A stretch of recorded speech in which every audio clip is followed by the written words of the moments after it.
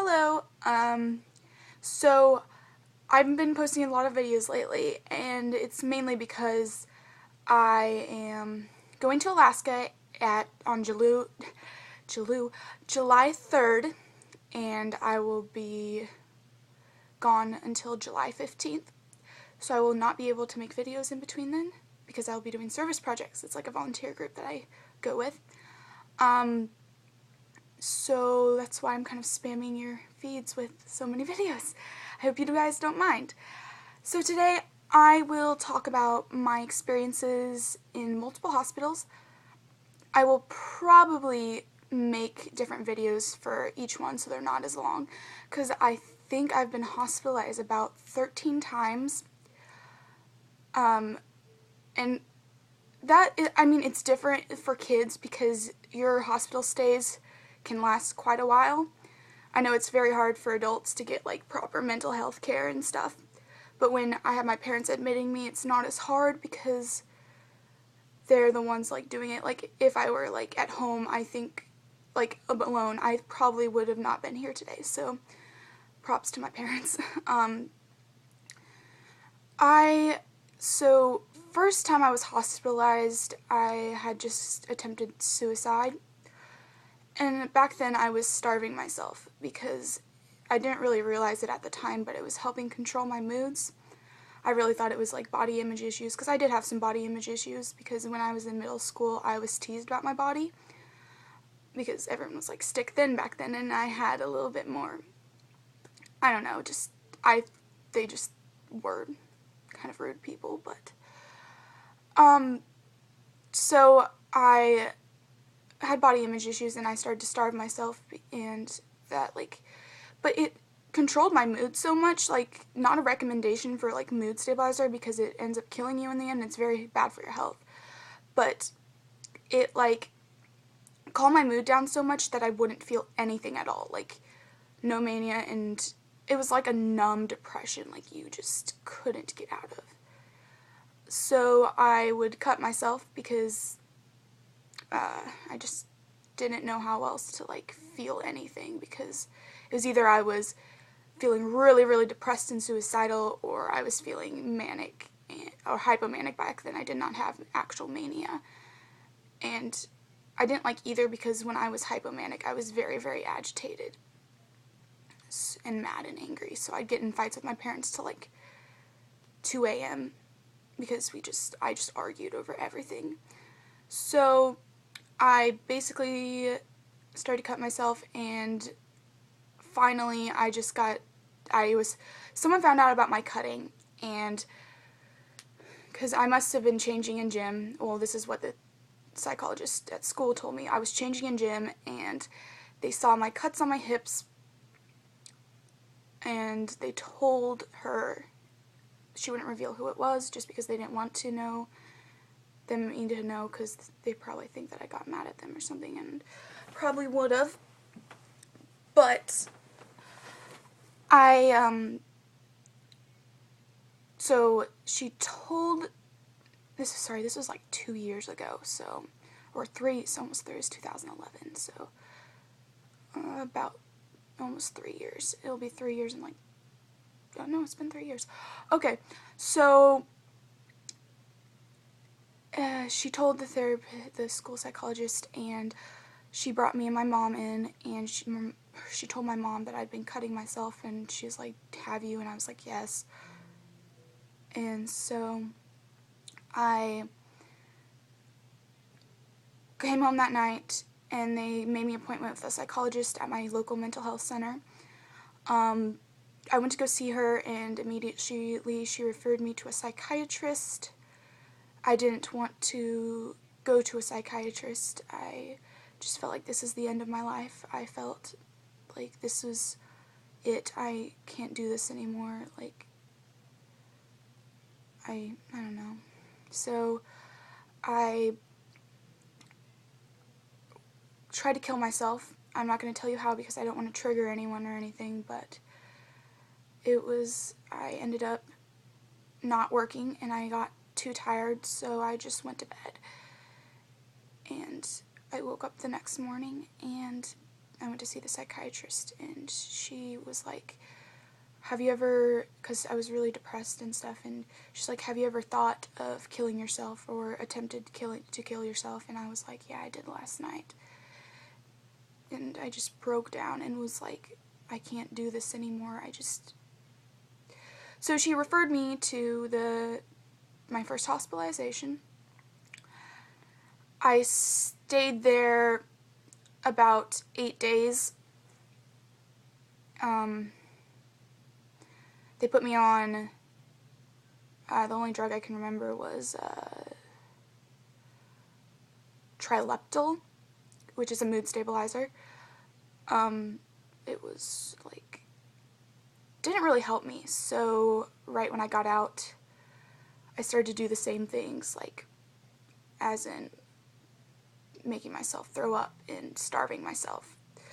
So they put me in another hospital. Well, it wasn't really a hospital. It's called residential. It's a residential treatment facility. It's where you stay a minimum of 3 months, and I stayed there 7 months. And then I got out. Well, there I was on, they put me on, they saw my full range of emotions. They saw everything, because they took me off the Trileptal, and I told them it wasn't working, so they saw everything, like my mania and my depression. And so they put me on Seroquel. Now, Seroquel wouldn't help. It wouldn't help, so they kept upping it and upping it and upping it. Eventually, I got to 800 milligrams, and it finally started working.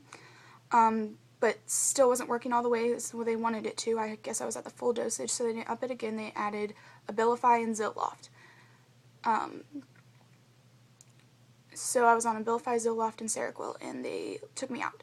I was feeling pretty stable, and I thought I was better, so I went off my medication. And Lord behold, I was back in the hospital about 4 weeks later. That hospital stay, I can't remember how long I stayed, but it was the same one I was originally put in.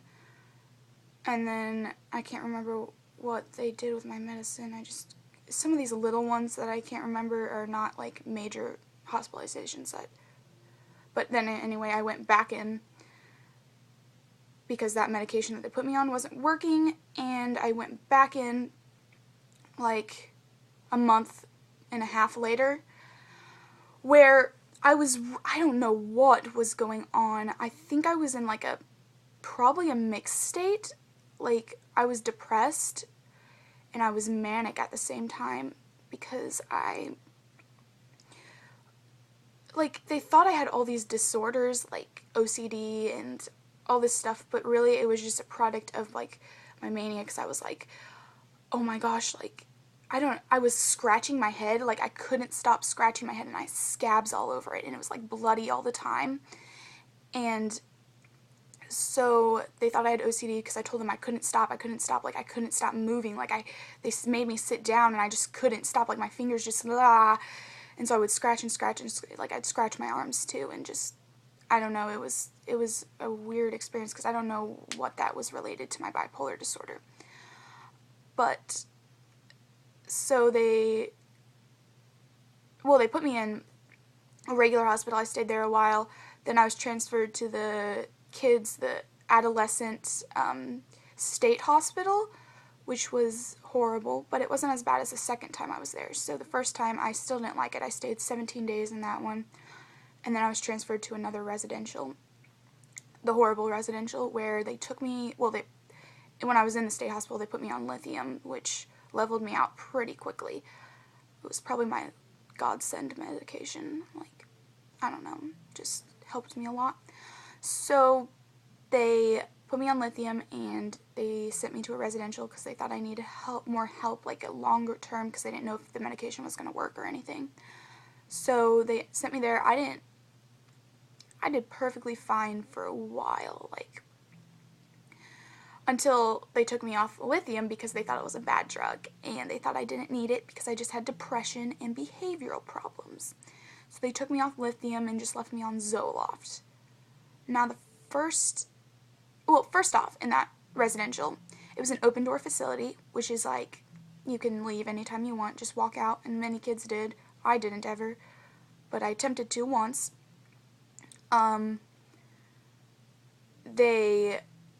The kids there, they wouldn't check any of us. Many of them were self-harmers, as I was too.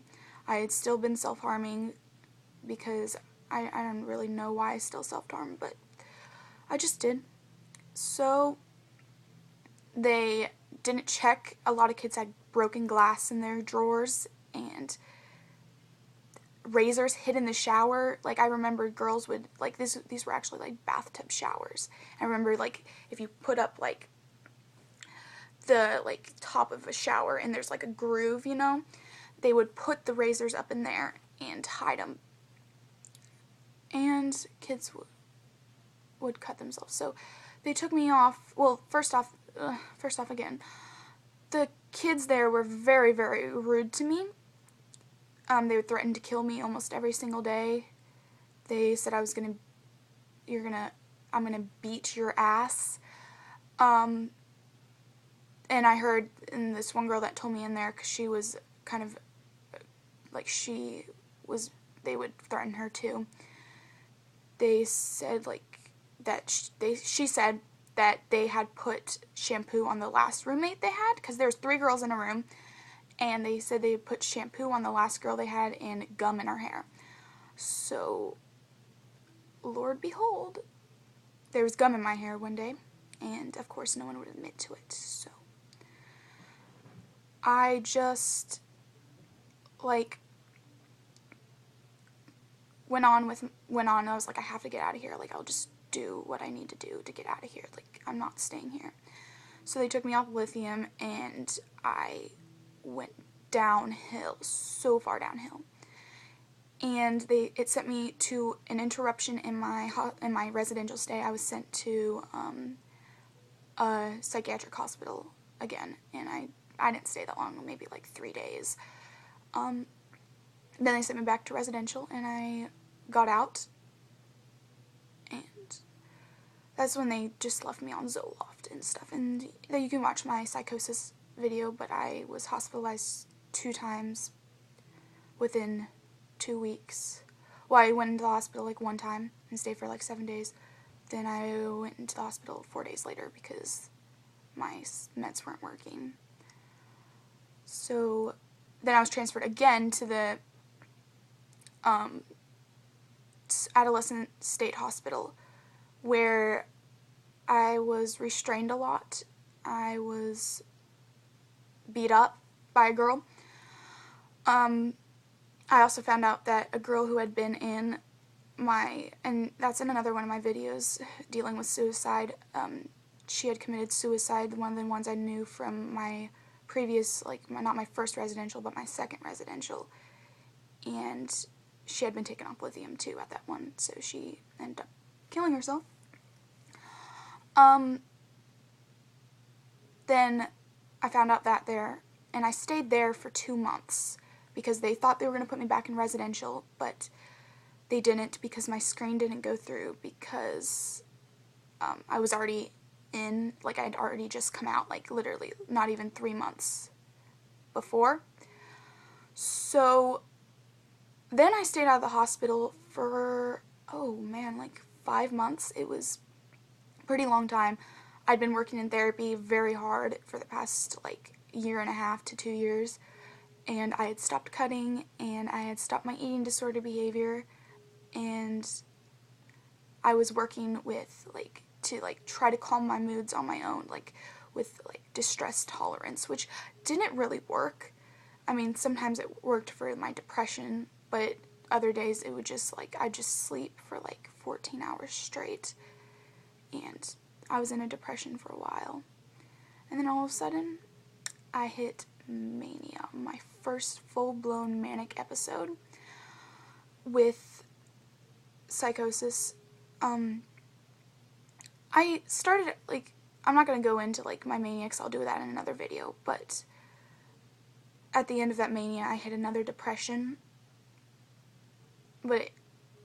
and I decided I'm not going to go through this anymore. I just came off probably the worst manic episode I've ever had in my life, and I'm not going to do that again, because I had done so many things that I wish I had not. So I said, I'm not going to kill myself. I'm not going to do this. But I was having suicidal thoughts. I said, there was this rational part of my brain that was just fighting. It was just like, you are not going to do this. So I admitted myself to the hospital because my parents did not want to. I was in the hospital for about 12 days before they decided to send me back to residential. And I just got out of residential on May 29th. And I've been out for a while and I've been doing very good. I have the best psychiatrist who was in there with me, and she helps me and stuff. And she put me on the right medication. So yeah, if you want to know more, just ask questions below and I could make a specific video. This is just kind of an overview. Also, subscribe, comment, like, follow my Tumblr at perfectingnormal.tumblr.com. And I think that's it. So